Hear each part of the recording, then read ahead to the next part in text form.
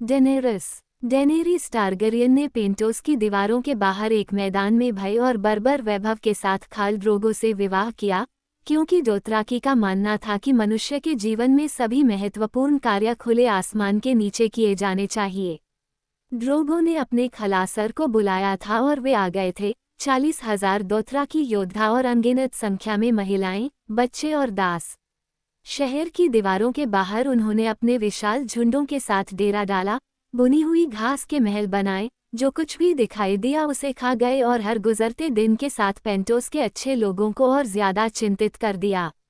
मेरे साथी मजिस्ट्रेटों ने शहर के गार्ड के आकार को दोगुना कर दिया है। इल्लिरियो ने उन्हें एक रातहानी डक और ऑरेंज स्नैप मिर्च की प्लेटों पर बताया, जो ड्रोगो का घर था। खाल उसके खलासर में शामिल हो गया था, उसकी संपत्ति शादी तक डेनेरिस और उसके भाई को दे दी गई थी।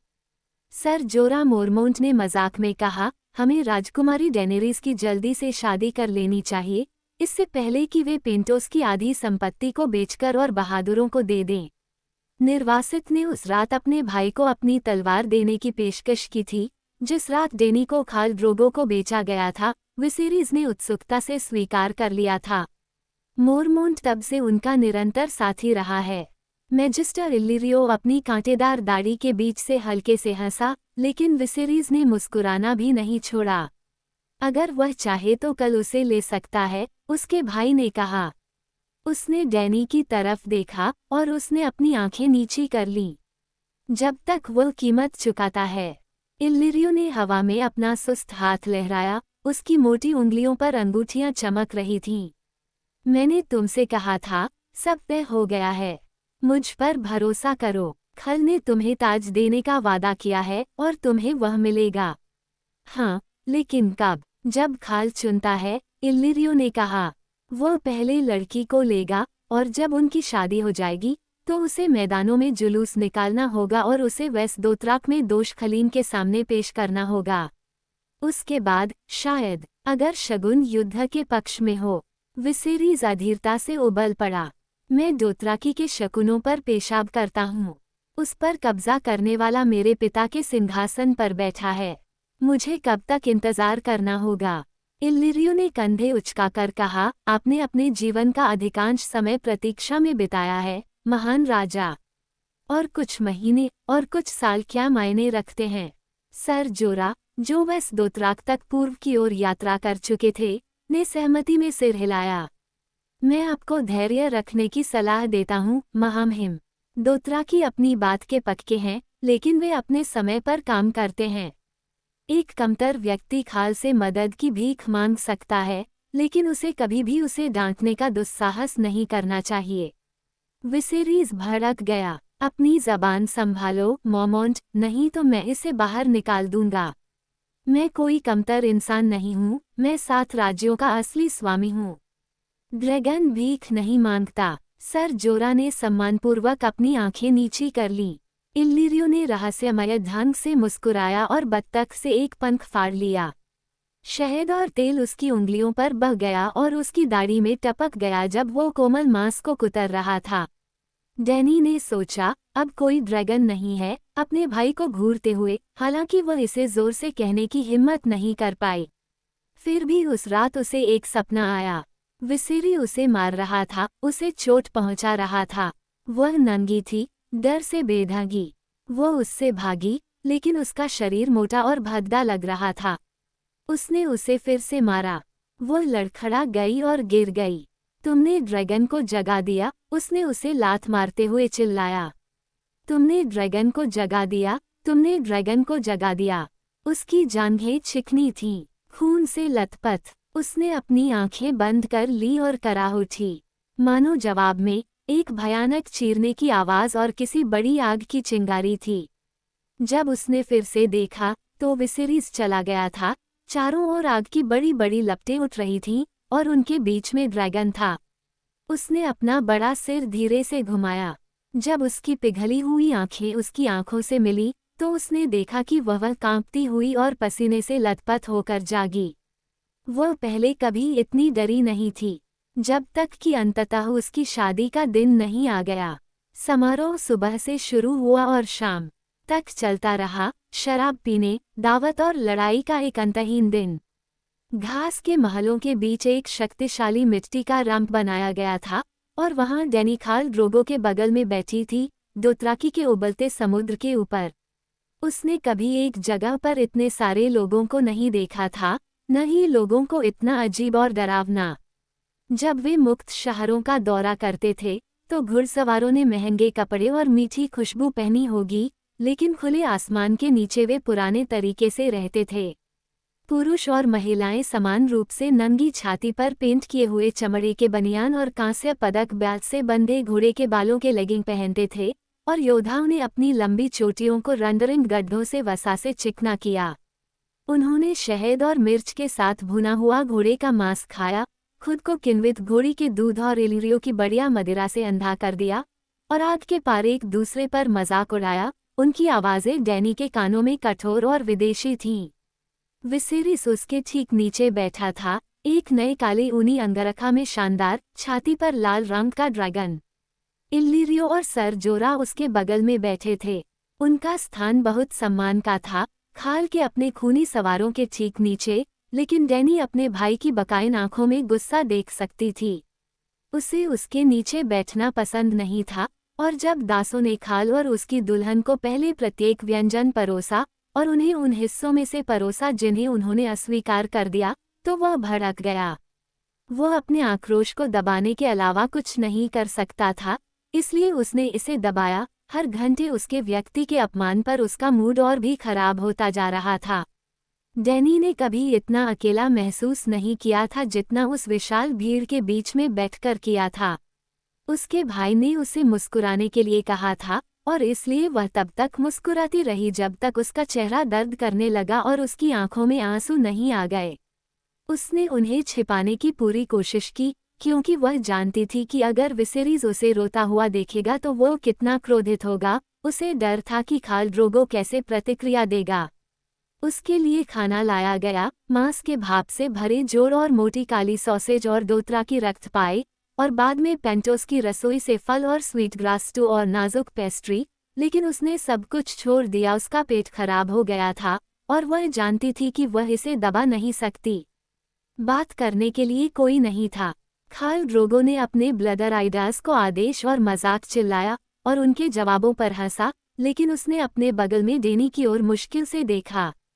उनके पास कोई आम भाषा नहीं थी। दोथराकी उसके लिए समझ से परे था, और खाल को मुक्त शहरों के कमीने वेलेरियन के केवल कुछ शब्द ही पता थे, और 7 राज्यों की आम भाषा के बारे में तो बिल्कुल भी नहीं। वो इलिरियो और उसके भाई की बातचीत का भी स्वागत करती, लेकिन वे उसे सुनने के लिए बहुत नीचे थे। इसलिए वह अपनी शादी के रेशमी वस्त्रों में बैठी, शहद वाली शराब का प्याला पीती हुई, खाने से डरती हुई, चुपचाप खुद से बातें करती हुई। उसने खुद से कहा, मैं ड्रैगन का खून हूँ। मैं डेनेरिस स्टॉर्मबोर्न हूँ, ड्रैगन स्टोन की राजकुमारी, एगोन द कॉन्करर के खून और बीज की। सूरज आसमान में सिर्फ 1/4 ही ऊपर चढ़ा था जब उसने अपने पहले आदमी को मरते देखा। ढोल बज रहे थे और कुछ महिलाएं खाल के लिए नाच रही थीं। ड्रोगो बिना किसी भाव के देख रहा था, लेकिन उसकी आंखें उनकी हरकतों पर नजर रख रही थीं, और समय समय पर वह महिलाओं के लिए लड़ने के लिए एक कांस्य पदक नीचे फेंक देता था। योद्धा भी देख रहे थे। उनमें से एक ने आखिरकार घेरे में कदम रखा, एक नर्तकी को हाथ से पकड़ा, उसे नीचे गिरा दिया, और वहीं उस पर चढ़ गया जैसे एक घोड़ा घोड़ी पर चढ़ता है। इलिरियो ने उसे बताया था कि ऐसा हो सकता है। दोथराकी अपने झुंड के जानवरों की तरह संभोग करते हैं। खलासर में कोई गोपनीयता नहीं है, और वे पाप या शर्म को उतना नहीं समझते जितना हम समझते हैं।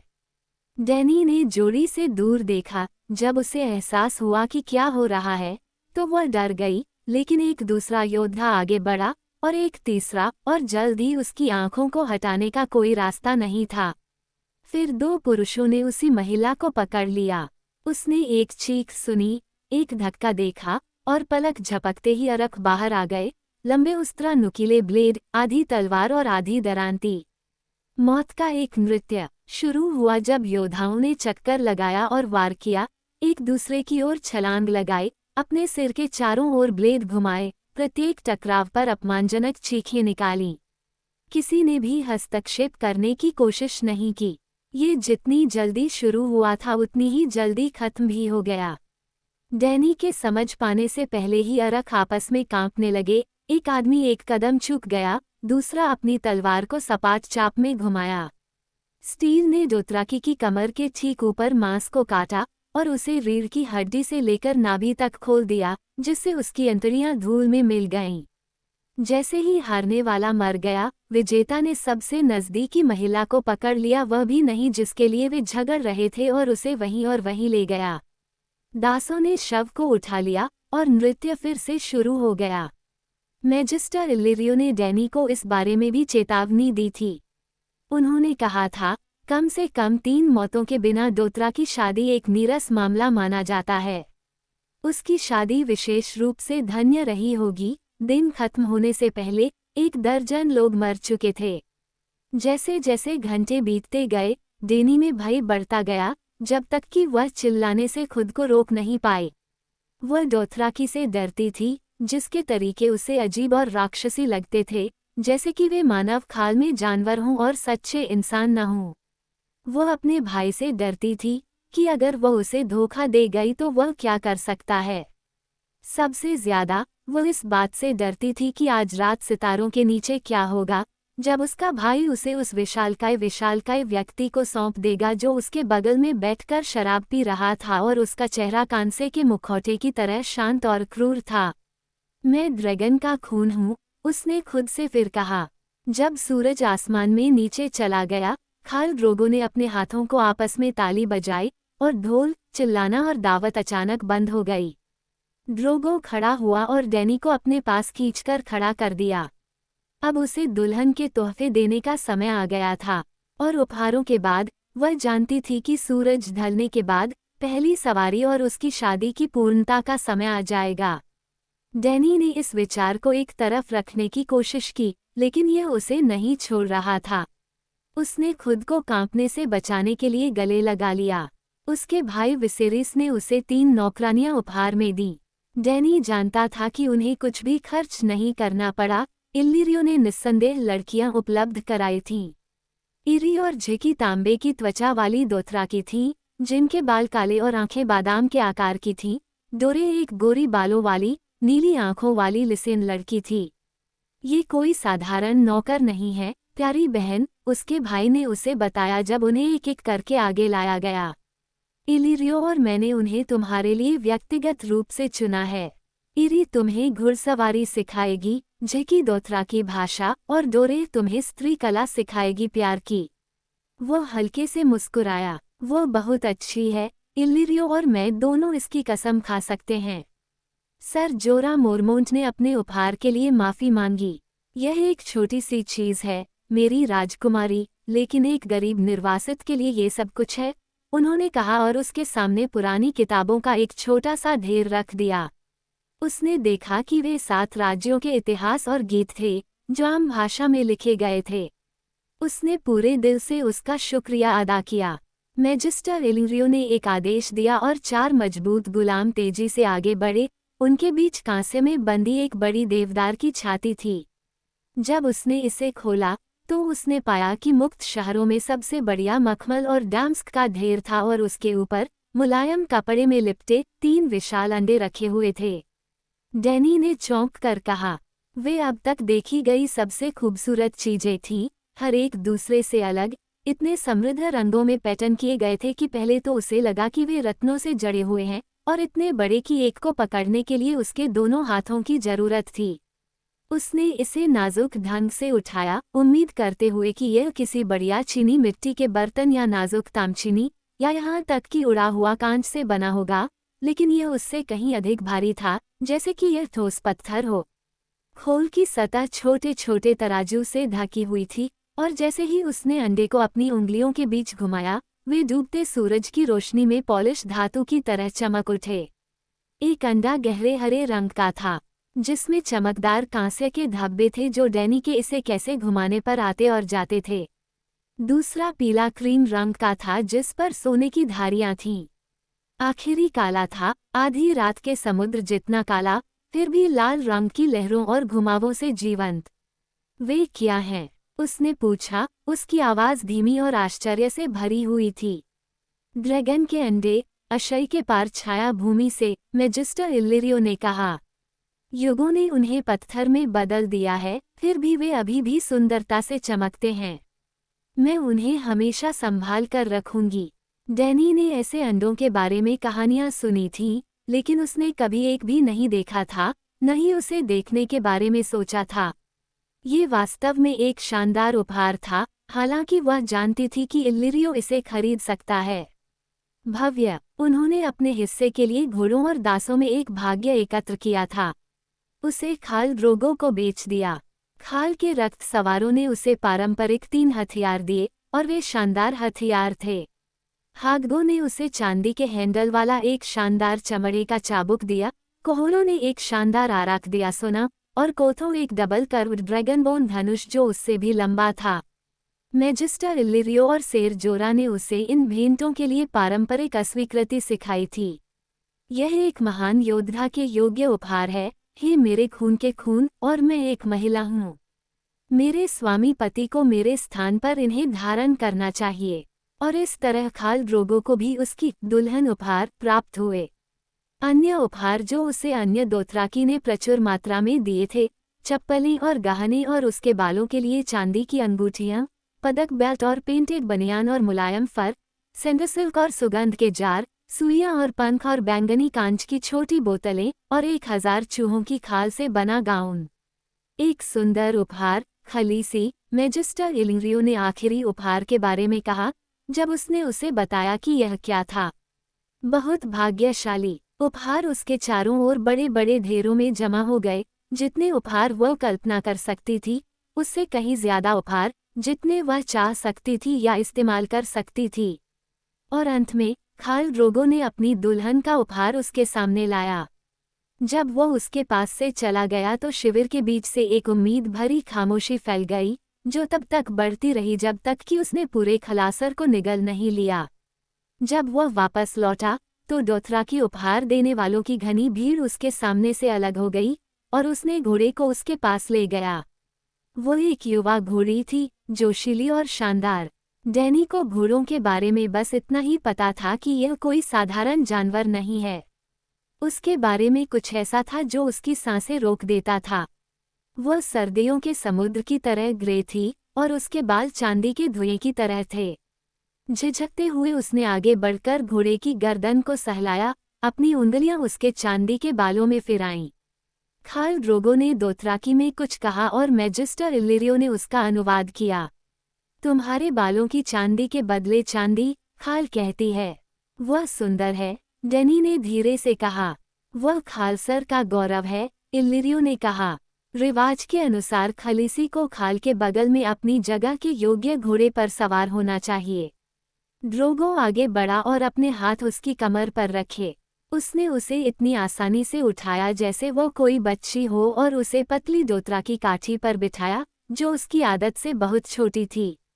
डैनी एक पल के लिए अनिश्चित होकर बैठी रही। किसी ने उसे इस हिस्से के बारे में नहीं बताया था। मुझे क्या करना चाहिए? उसने इल्लिरियो से पूछा। सर जोरा मोरमोंट ने जवाब दिया, लगाम थाम लो और सवारी करो। तुम्हें दूर जाने की जरूरत नहीं है।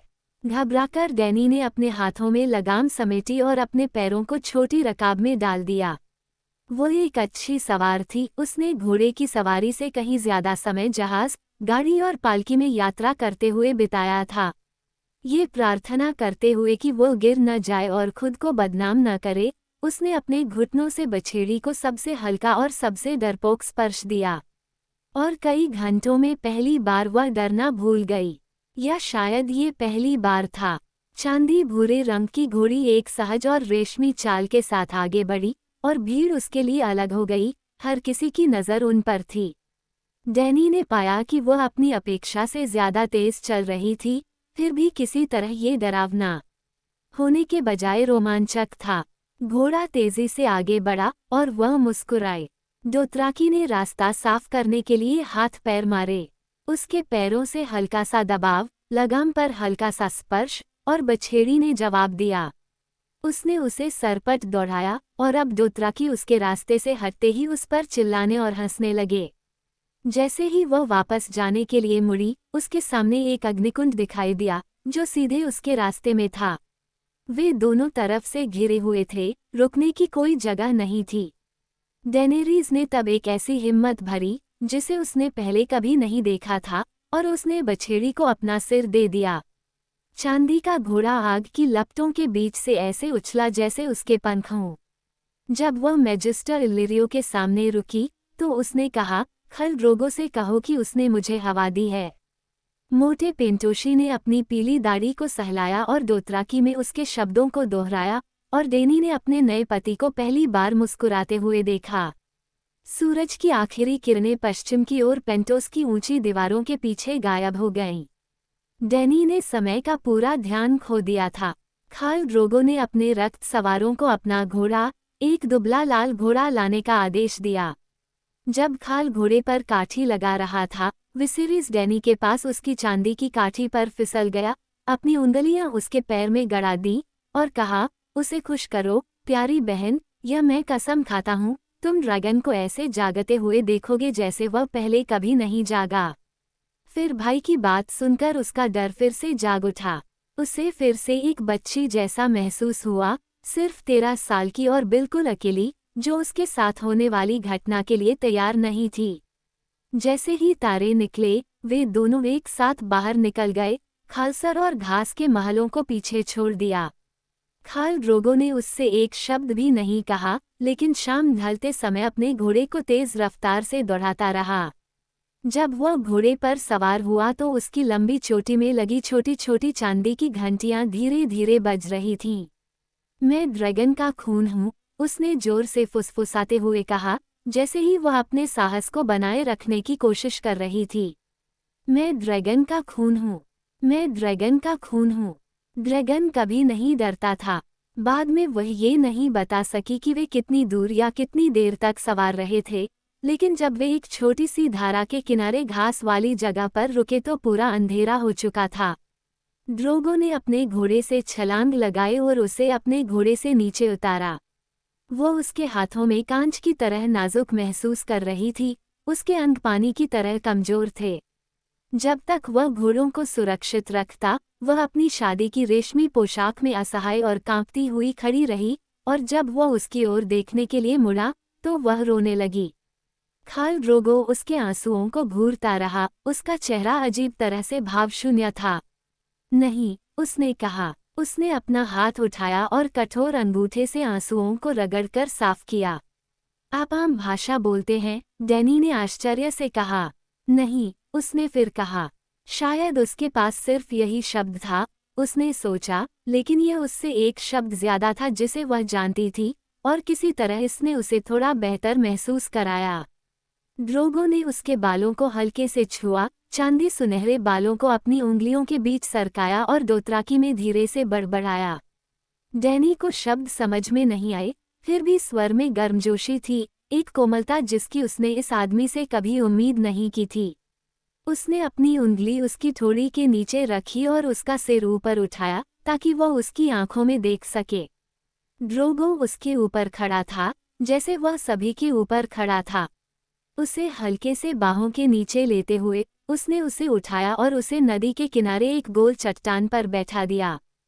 फिर वह उसके सामने जमीन पर बैठ गया, उसके पैरों को अपने नीचे क्रॉस करके, उनके चेहरे आखिरकार एक ऊंचाई पर थे।